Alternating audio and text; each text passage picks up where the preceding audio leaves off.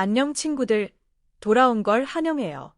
23세 이하 아시아 최강팀을 가리는 2026 AFC U-23 아시안컵이 2026년 1월에 개최됐습니다. 우리나라 대표팀은 대회 내내 실망스러운 경기력을 이어간 끝에 간신히 8강 진출이라는 결과를 얻었는데요.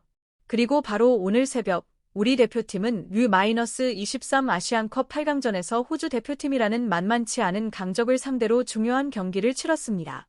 경기 내용은 쉽지 않았지만 극적인 승리를 거두며 4강 진출에 성공했고 아시안컵 4강에서 그야말로 숙명의 라이벌인 한일전을 치르게 됐습니다. 우리 대표팀은 이민성 감독 체제에서 최악에 가까운 행보를 보이고 있는 상황 속에서 이번 2026 AFC U-23 아시안컵에 나서게 됐습니다. 게다가 이번 대회에서 우리나라는 우즈베키스탄, 이란, 레바논과 같은 강팀들이 포함된 이른바 죽음의 조에 속하며 조 편성부터 쉽지 않은 출발을 하게 됐는데요.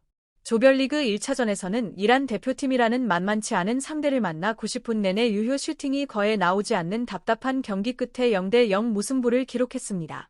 나쁘다고 하긴 어렵지만 그렇다고 만족할 만한 결과도 아닌 채로 대회를 시작한 셈이었죠. 이어진 2차전에서는 전력상 한 수 아래로 평가받던 레바논 대표팀을 상대로 오히려 2골을 먼저 내주며 크게 흔들리는 모습을 보였습니다. 다행히 이후 공격이 살아나며 4대2 역전승을 거두고 이번 대회에 첫 승을 챙길 수 있었습니다. 하지만 3차전에서는 이번 대회 강력한 우승 후보로 꼽히던 우즈베키스탄 대표팀을 상대로 완전히 밀리는 경기력을 보여주며 0대2로 깔끔하게 패하고 말았습니다. 결국 우리 대표팀은 조별리그에서 1승 1무 1패라는 아쉬운 성적을 기록했는데요. 그럼에도 불구하고 2위 경쟁팀이던 이란 대표팀이 레바논에게 예상치 못한 패배를 당하면서 우리나라는 극적으로 조 2위에 올라 8강 진출에 성공할 수 있었습니다. 이 과정에서 우리 대표팀의 경기력에 대한 비판과 함께 이민성 감독을 향한 질타도 거세게 쏟아지고 있는 상황이었는데요. 그런 분위기 속에서 우리 대표팀은 오늘 새벽 2026 AFC U-23 아시안컵 8강전에서 호주 대표팀이라는 또 하나의 만만치 않은 상대를 만나게 됩니다. 호주 대표팀은 이번 대회 1차전에서 태국을 2대1로 꺾으며 대회를 시작했고 2차전에서는 중국 대표팀에게 충격적인 0대1 패배를 당하며 이변의 주인공이 되기도 했습니다. 하지만 3차전에서 다시 이라크라는 강적을 2대1로 제압하며 조별리그를 2승 1패의 성적으로 마무리하고 8강에 진출했습니다.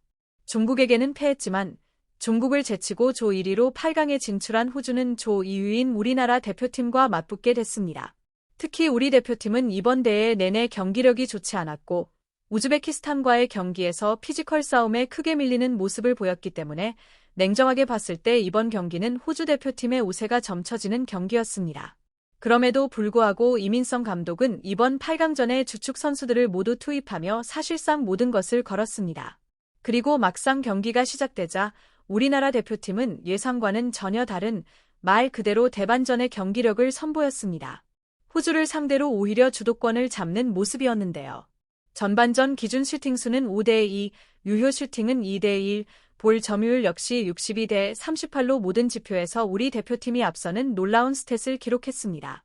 물론 경기 전체를 지배했다고 보기는 어렵지만 압박 면에서는 확실히 효과적인 모습을 보여줬습니다. 전방과 중원에서 적극적인 압박으로 호주의 볼 소유를 여러 차례 끊어냈고 볼을 탈취한 이후에는 지체 없이 빠른 다이렉트 역습으로 전환하며 호주 수비 뒷공간에 큰 부담을 안겼습니다. 불필요한 점유보다는 효율을 택한 상당히 영리한 경기 운영이었습니다. 특히 인상적이었던 점은 상대가 강팀임에도 불구하고 수비적으로 내려앉지 않았다는 점입니다. 우리 대표팀은 전방에서도 과감하게 압박에 나섰는데요. 전반 4분, 백승호 선수가 상대 골키퍼까지 따라붙는 강한 압박으로 볼을 탈취한 뒤 슈팅까지 연결하며 좋은 장면을 만들어냈습니다.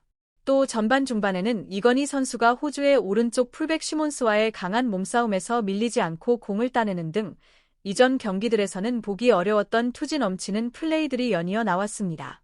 선수들의 눈빛과 움직임에서 확실히 달라진 분위기가 느껴졌지만 아쉬운 장면도 분명 존재했습니다. 빌드업의 완성도와 세밀함에서는 여전히 부족함이 드러났는데요. 전반 8분 코너킥 상황에서 짧은 패스를 시도하다가 패스 미스로 공을 빼앗기며 그대로 호주에게 최후방까지 밀리는 역습 찬스를 허용했습니다. 이어 전반 10분에도 중원에서 볼을 끊어내는 데는 성공했지만 이후 공격 전개 과정에서 판단이 늦어지며 결정적인 기회로 연결하지 못하는 장면이 나오고 말았습니다. 그대로 역습을 허용하며 위기를 맞았고 전반 12분에도 호주 대표팀의 윙어 두글리에게 뒷공간을 내주는 등 우리 대표팀은 강팀을 상대로 도전적인 플레이를 펼쳤지만 안정감 면에서는 아쉬움이 남는 경기 내용을 보여줬습니다. 그럼에도 우리 대표팀은 상대가 계속해서 공격적으로 나오며 볼을 전개하는 상황에서도 주눅들지 않고 꾸준히 공격을 시도했습니다. 전반 18분에는 김동진 선수가 중거리 슈팅을 시도했지만 골키퍼 정면으로 향하며 아쉽게 기회가 무산됐고 이어 전반 20분 마침내 결정적인 장면이 나왔습니다.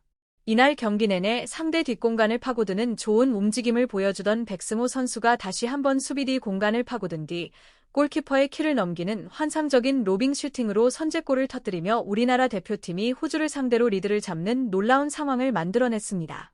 그동안 우리 대표팀을 두고 투지가 부족하다, 열정이 보이지 않는다는 지적이 많았지만 적어도 이날만큼은 선수들이 달라진 모습을 보여줬습니다.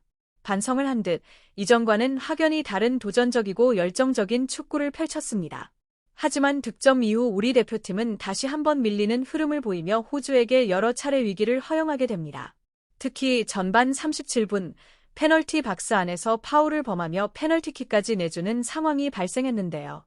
공이 명백히 우리 수비수의 손에 맞았음에도 온필드 리뷰를 거친 뒤 PK가 취소되는 솔직히 한국 팬의 입장에서도 쉽게 납득하기 어려운 판정이 내려졌습니다. 이어 전반 추가 시간 46분에도 뒷공간이 무너지며 박스 안에서 유효 슈팅을 허용했지만 홍성민 골키퍼가 몸을 날린 선방으로 위기를 넘겼습니다. 결국 우리나라 대표팀은 전반전을 1대0 리드로 마무리하긴 했지만 득점 이후 경기 흐름은 완전히 호주 쪽으로 넘어간 상태에서 후반전에 들어가게 됩니다. 후반전이 시작되자마자 우리 대표팀은 거의 흐름을 내준 채 연이어 위기에 몰렸습니다.